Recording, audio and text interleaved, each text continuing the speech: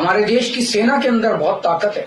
हमारे देश की सेना को एक बार इजाजत तो दीजिए, उसको स्वतंत्रता तो दीजिए काम करने की।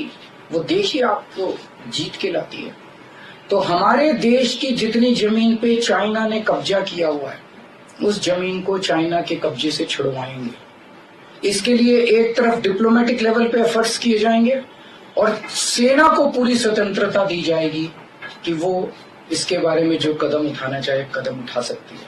सेना को आज जो रोका जा रहा है वो रोका नहीं जाएगा। आम आदमी पार्टी के प्रमुख अरविंद केजरीवाल के हालिया घोषणा पत्र की, जिसमें उन्होंने 10 बड़े वादे किए हैं। इन वादों में मुफ्त बिजली, स्वास्थ्य और शिक्षा, अगले 1 साल में 2 करोड़ नौकरियां और चीन के कब्जे वाली भारतीय भूमि को वापस लेने के लिए भारतीय सेना को पूरी छूट देना शामिल है।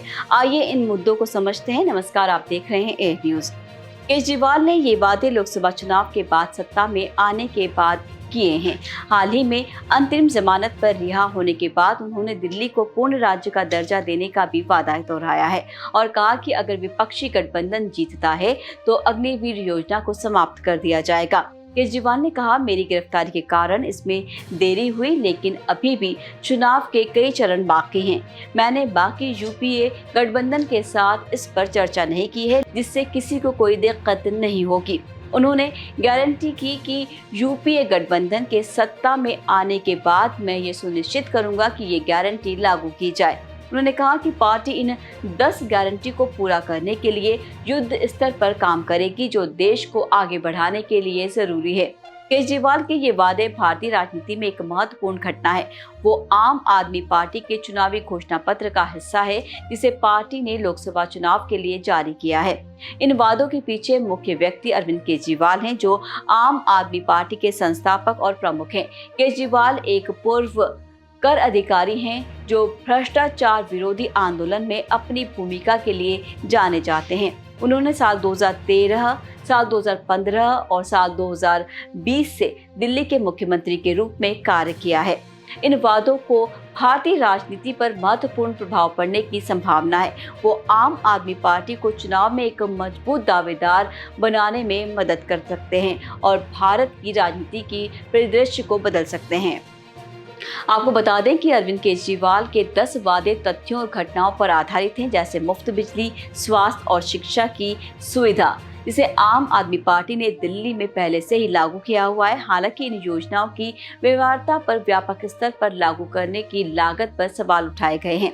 इसके अलावा इन वादों में अगले कुछ वर्षों में बड़ी संख्या में नौकरियां पैदा करना है। हालांकि ये स्पष्ट नहीं है कि क्या ये योजना आपके लक्ष्य को प्राप्त करने में सक्षम होगी।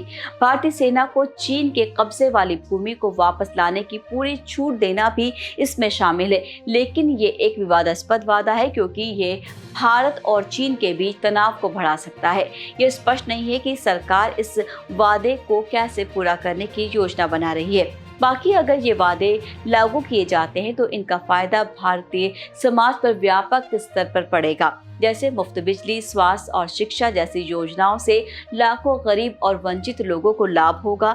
हालांकि इन योजनाओं की लागत चिंता का विषय है, क्योंकि इससे सरकारी वित्त पर दबाव पड़ सकता है। इसके अलावा सरकारी नौकरियां, जिनमें 2 करोड़ नौकरियां पैदा करना एक बड़ी चुनौती होगी, लेकिन इससे बेरोजगारी की समस्या को कम करने में मदद मिलेगी। हालांकि ये स्पष्ट नहीं है कि क्या सरकार इस लक्ष्य को प्राप्त कर पाएगी।